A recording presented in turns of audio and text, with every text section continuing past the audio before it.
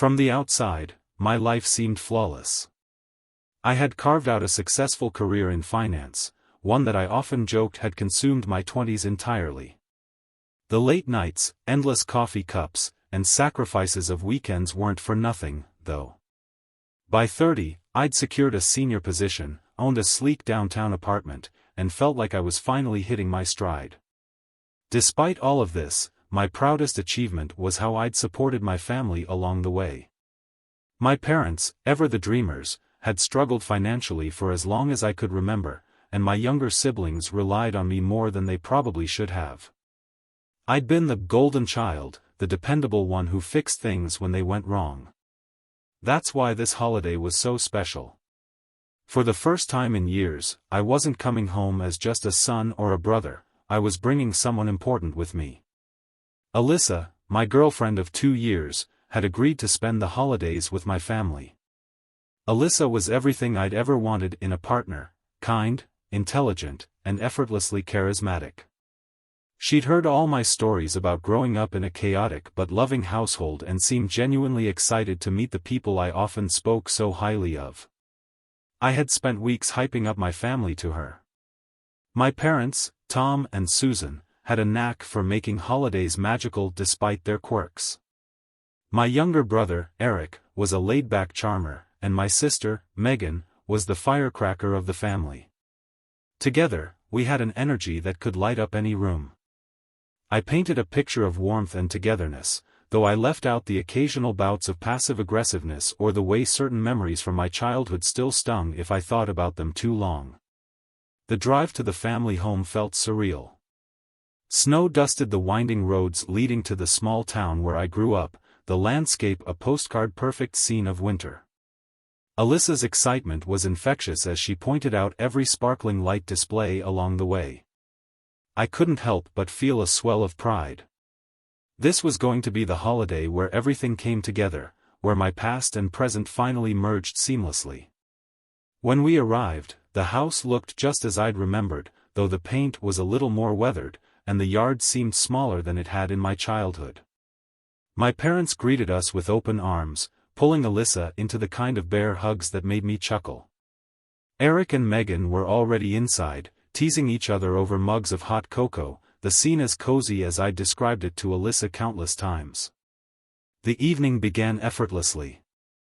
Alyssa charmed everyone within minutes, her laughter ringing out like a melody that even my cynical teenage sister couldn't resist. My mom had gone all out with her decorations, and the aroma of roasted turkey and spiced cider filled the house. Conversations flowed easily, stories were shared, and for a moment, I let myself believe that everything was as perfect as it seemed. But there were cracks if you looked closely enough. My mom's overly cheerful tone when she asked Alyssa about her family hinted at something beneath the surface. My dad's occasional glances in my direction carried an unspoken weight, as if he had something on his mind but wasn't ready to share it. Eric's laughter felt a touch forced at times, and Megan, despite her warmth, had a habit of steering conversations back to herself whenever Alyssa was the focus. These were small things, almost imperceptible, but they added up. Alyssa didn't notice, she was too busy soaking up the experience, but I felt a faint unease creeping in. As the night wore on, my mother brought out an old photo album, the kind she loved to use as a conversation starter. She flipped through pages of our childhood, pausing to recount stories of Christmases past. Everyone laughed at the usual tales of Eric's failed attempts at sledding or Megan's insistence on dressing our dog in holiday sweaters. Then she turned to a page with a picture of me, no older than 10, holding a trophy from a school spelling bee. "You were always so determined," she said, her voice tinged with something I couldn't quite place. "Even then, we knew you'd be the one to make something of yourself." Her words were meant as a compliment, but they landed heavily. I glanced at Eric and Megan, whose smiles faltered for just a second before they quickly recovered. The room felt a little smaller, the air a little thicker. Later, as we settled in for the night, I couldn't shake the feeling that something was off. Alyssa had gone to bed early, exhausted from the long day, and I stayed up to help my mom clean up. As we worked in the quiet kitchen, she hesitated before speaking. "It's so nice to have you home," she said, her hands busy drying a plate. "But, Jacob, I've been meaning to talk to you about something." I froze for a moment, caught off guard. Before I could ask her what she meant, Eric appeared in the doorway, yawning and stretching. Whatever she had been about to say, she decided against it, waving it off with a quick change of subject. But the way she avoided my eyes as she spoke left me unsettled. As I lay in bed that night, listening to the faint creaks of the old house and the soft hum of Alyssa's breathing beside me, I couldn't help but wonder. For all the warmth and laughter, for all the moments that felt picture-perfect, there was something beneath it all, something unspoken. And I had a sinking feeling that it wouldn't stay hidden for long. The next morning began with the kind of warmth that could melt away the unease of the previous night. The aroma of freshly brewed coffee and the sound of my mom humming in the kitchen created a comforting backdrop. Alyssa joined me at the breakfast table, her cheeks flushed with sleep and her eyes sparkling. She seemed oblivious to the subtle tensions I'd noticed the night before, which made me wonder if I'd overthought everything. Perhaps it was just my years away from home that made the dynamics feel unfamiliar. Midway through breakfast, Megan's voice broke through the conversation with an enthusiastic announcement. She grinned and proclaimed it was time for our family's annual holiday tradition, the game. Alyssa tilted her head, intrigued, as Megan described it as a quirky bonding activity that we'd done for years. I smiled faintly, trying to recall what she was referring to, but my memory didn't surface anything specific. Eric jumped in with a playful laugh, explaining that it was a mix of riddles, challenges, and pranks meant to bring everyone closer. The enthusiasm in the room was infectious, and Alyssa's curiosity grew. She asked questions, her excitement bubbling over. My parents exchanged a glance, their expressions unreadable, before agreeing that we would start after lunch. I told myself that this was just one of those eccentric family traditions I'd forgotten about, but there was something about the way Megan's grin lingered too long, the way Eric avoided my eyes, that made my stomach tighten. When the game began, it seemed innocent enough. Megan handed out cards with handwritten instructions for each of us. Alyssa received a task to bake cookies using a hilariously complicated recipe while blindfolded, and she laughed as she stumbled her way through it. My dad was assigned to sing a Christmas carol in a ridiculous voice, drawing genuine laughter from everyone. For a while, it felt like a harmless, silly way to pass the afternoon. But then the tone shifted. Megan, who had taken on the role of the game's self-proclaimed leader, began assigning tasks that felt less like pranks and more like personal jabs. Eric was told to mimic one of my childhood tantrums in front of everyone, complete with exaggerated gestures and a mocking tone. The room filled with laughter, but it wasn't the kind that felt warm or inclusive. Alyssa's giggles faded as she noticed my strained smile.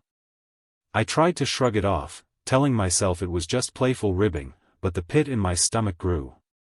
The tasks became increasingly pointed. My mom's task involved recounting an embarrassing story about me from high school.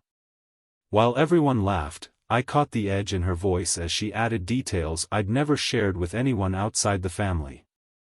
My face burned with humiliation, but before I could process it, Megan handed Alyssa her next card. The instructions were vague but unsettling.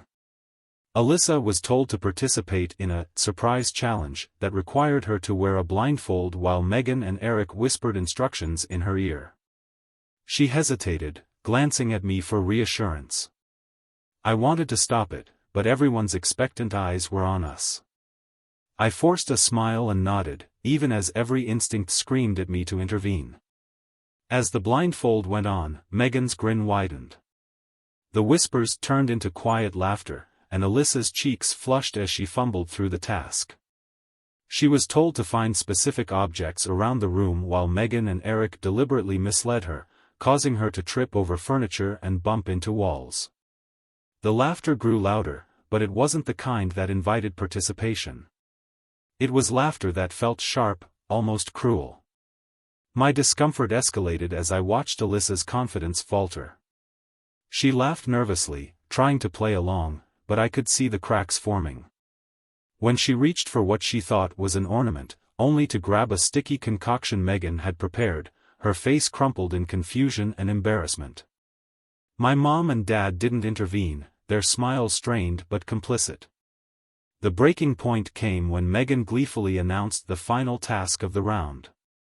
She removed Alyssa's blindfold with a dramatic flourish, revealing a scene that sent a cold wave of disbelief through me. The room had been rearranged while Alyssa was blindfolded.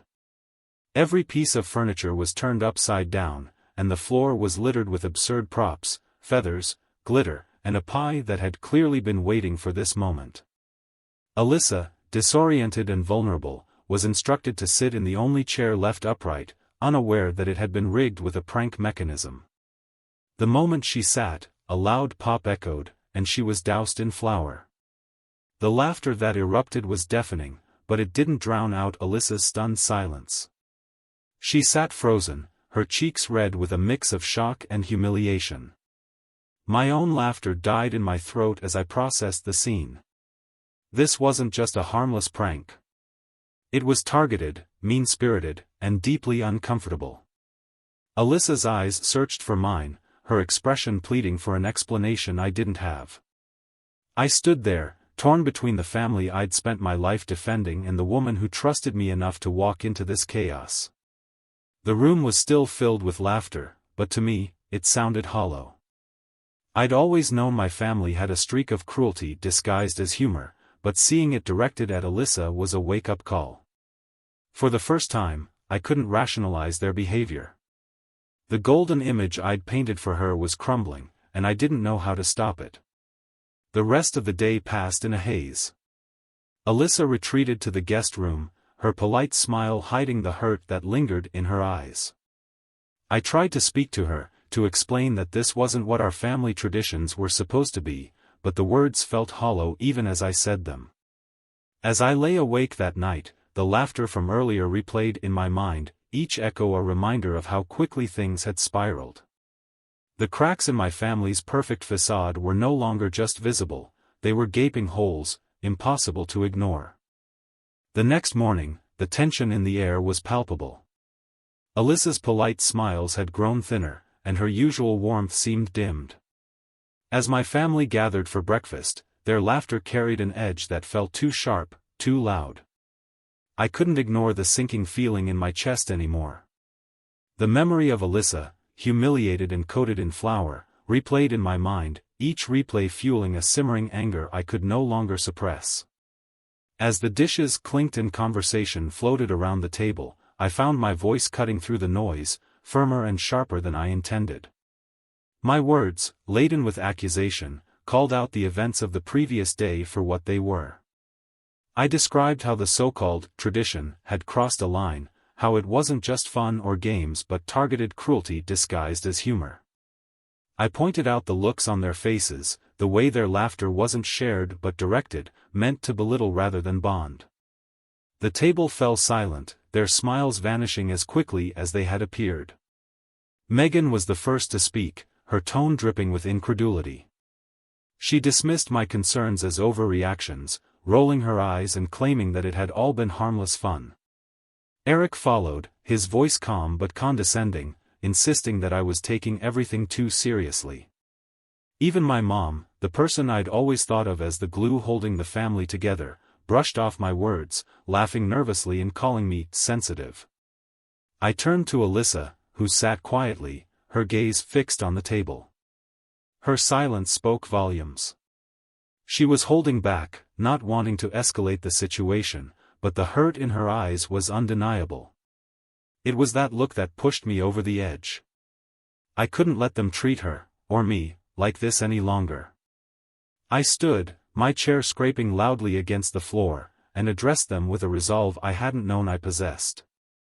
I laid bare the patterns I'd ignored for years, the passive aggressiveness, the entitlement, the way they masked their toxicity with jokes and traditions.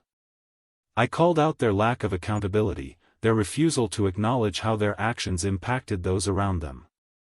My voice shook with a mix of anger and sadness as I told them that this wasn't the family I'd spent my life defending to Alyssa.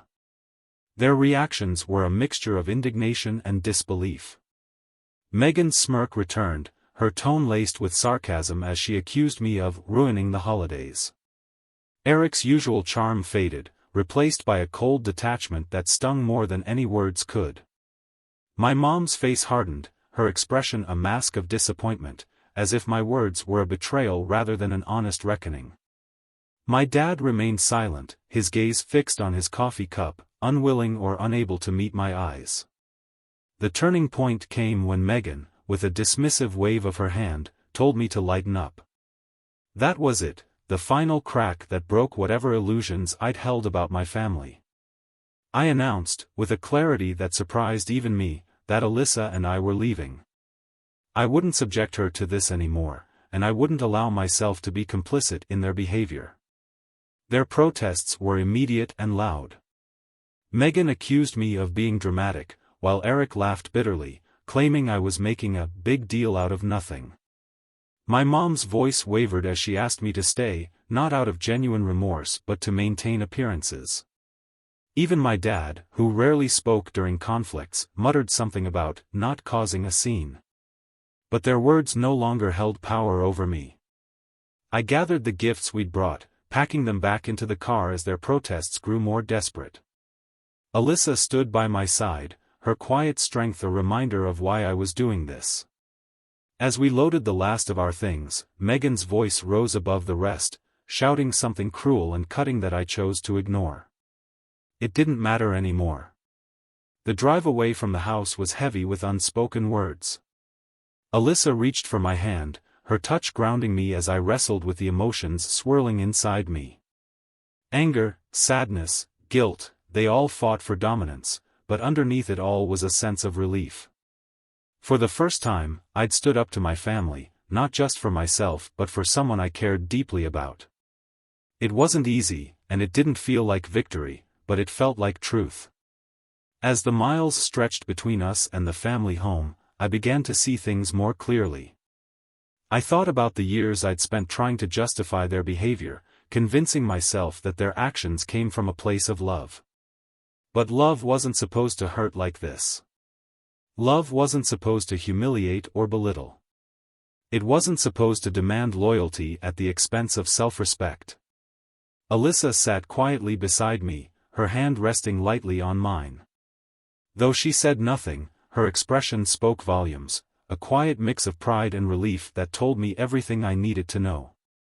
Her presence alone brought a lump to my throat, and I squeezed her hand in gratitude.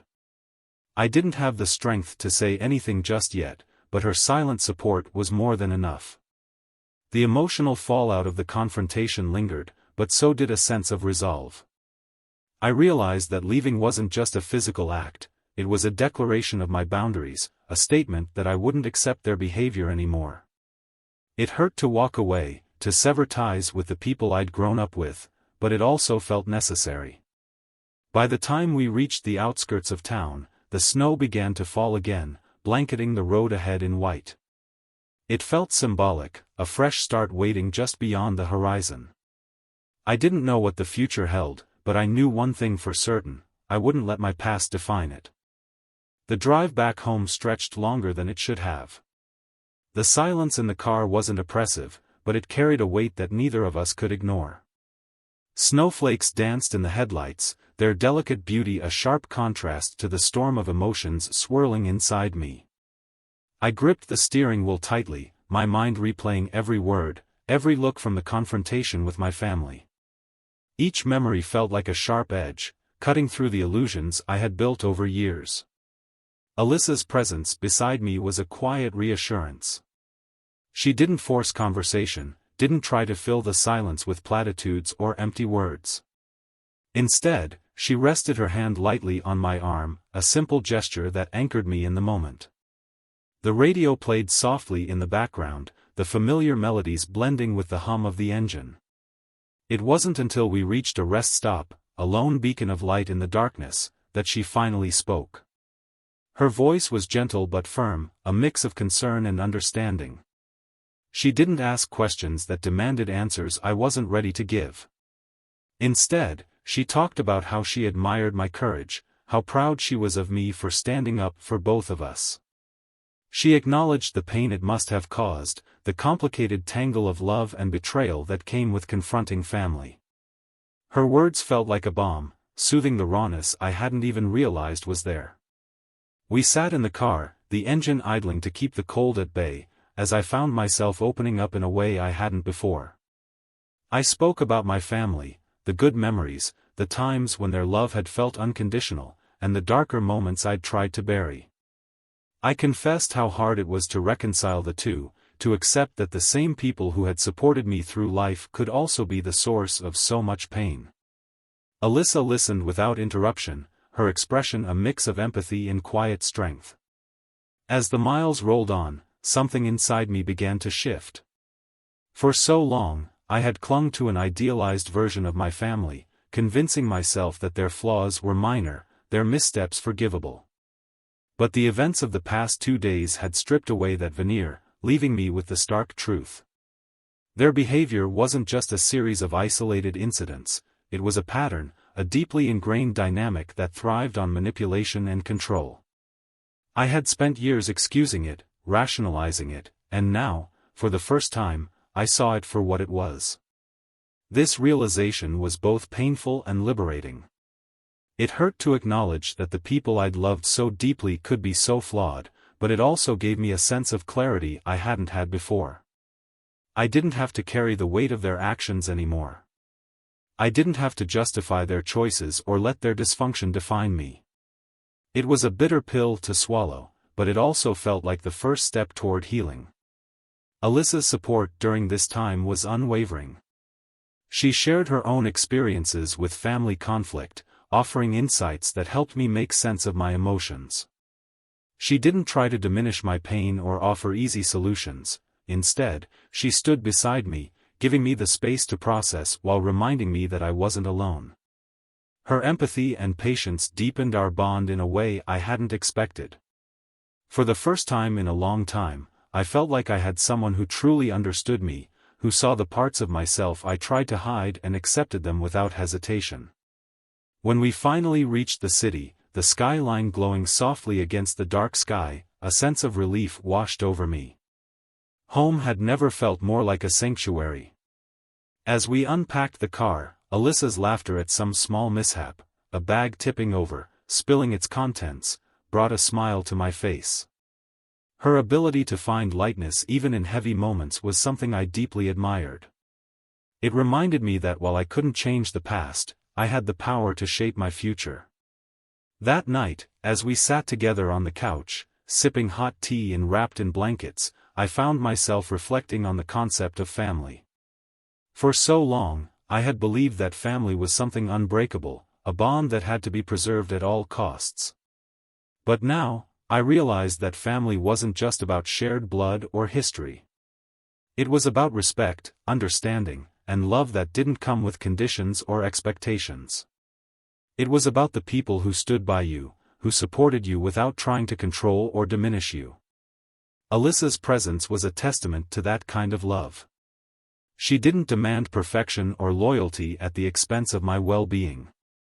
She challenged me to be better, to see the truth even when it was painful, and to prioritize my own happiness. Her strength and compassion were a reminder that I deserved more than what I'd accepted from my family for so long. As the evening stretched into night, I felt a sense of peace settle over me. The journey to this point hadn't been easy, and I knew there were still challenges ahead. But for the first time in years, I felt like I was moving in the right direction. I had faced the truth, confronted the pain, and taken a step toward healing. And through it all, I had someone by my side who made me believe that I could rebuild, not just trust in others but trust in myself. The events of the past few days would stay with me, their impact shaping the way I viewed my family and my place in the world. But they wouldn't define me. I had taken back control, and in doing so, I had opened the door to a future that felt brighter and more hopeful than I could have imagined. With Alyssa by my side, I knew that whatever came next, I was ready to face it. The next morning, an idea hit me. The gifts we had packed so carefully, intended for my family, were still in the car. After everything that had happened, the thought of giving them out as originally planned felt wrong. Instead, I suggested to Alyssa that we donate them to families in need. Her eyes lit up in silent agreement, and for the first time in days, I felt like I was doing something right. That evening, we decided to do more than just donate what we had. After dropping off the gifts from the car, we went to a nearby store and filled a cart with even more toys, winter clothing, and art supplies. When we returned to the shelter with the extra bags, the staff's gratitude was overwhelming. Watching them unpack everything made my chest feel lighter. For the first time in what felt like forever, I wasn't dwelling on what I had lost. Instead, I focused on what I could give and the smiles it brought to others.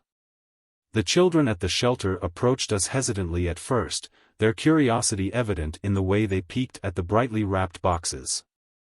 Alyssa knelt down and handed a little boy a truck, the kind I remembered wanting as a kid but never getting. His face lit up, and he ran off to show his mom, the simple joy in his laughter echoing through the room. I watched as Alyssa moved among the families, her warmth drawing smiles from even the shyest kids. Seeing her like that, so genuine, so full of compassion, made me realize how lucky I was to have her by my side. One woman approached me with tears in her eyes. She thanked me for the gifts, explaining how hard it had been to make ends meet this year. Her gratitude was humbling, a sharp contrast to the entitlement I had faced with my own family. It was in that moment I realized just how far I had come. The love and respect these strangers showed, even in their most vulnerable moments, meant more to me than any hollow tradition or forced interaction ever could. As we left the shelter, the night felt different. The snow, which had seemed cold and isolating the day before, now sparkled like a promise of better things to come. Alyssa reached for my hand, and I held on tightly, the weight of the past few days finally starting to lift. We didn't need words to acknowledge what this moment meant. It wasn't just a gesture of charity, it was a decision to build something better for ourselves. Back at the apartment, we made a simple dinner, eating in comfortable silence. The glow of the Christmas tree we had decorated together cast warm shadows on the walls. I thought about the traditions I had clung to for so long, the ones that had felt more like obligations than celebrations. For years, I had convinced myself that holidays were about family no matter the cost. But tonight, sitting beside Alyssa, I realized that family wasn't about blood ties or shared history. It was about love, respect, and the choice to be there for one another. Alyssa's quiet presence grounded me in a way I hadn't experienced before.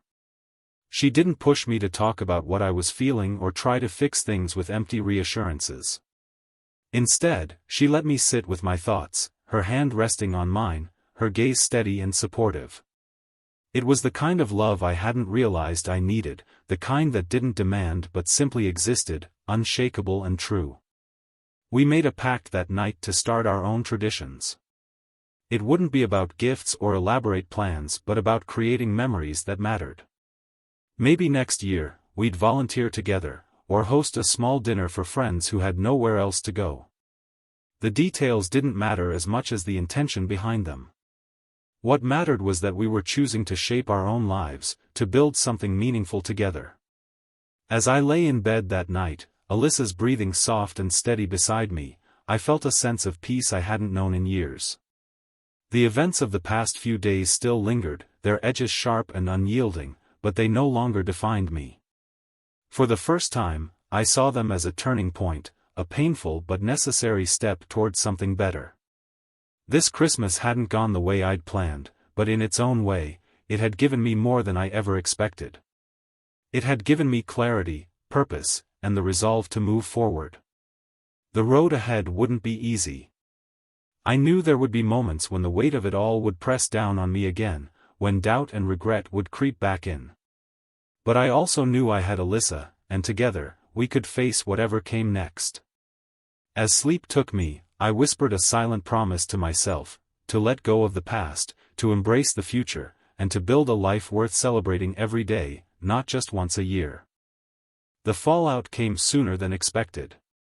It started with a barrage of messages, texts from my mom dripping with guilt, accusing me of ruining Christmas, and demands from Megan that I apologize for my drama. Eric chimed in with thinly veiled jabs, painting me as selfish for walking away. Their words were carefully chosen, calculated to tug at the guilt I'd carried for years. But this time, something was different. This time, their manipulation didn't sink its claws into me.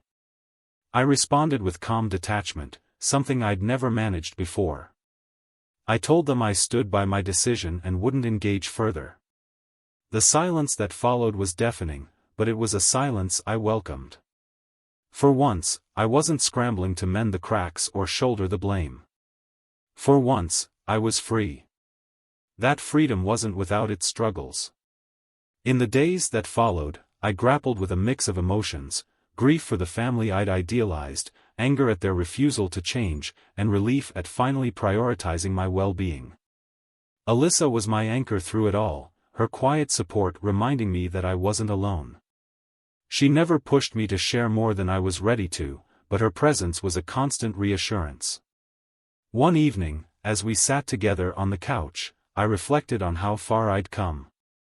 The confrontation with my family had been a breaking point, but it had also been a breakthrough.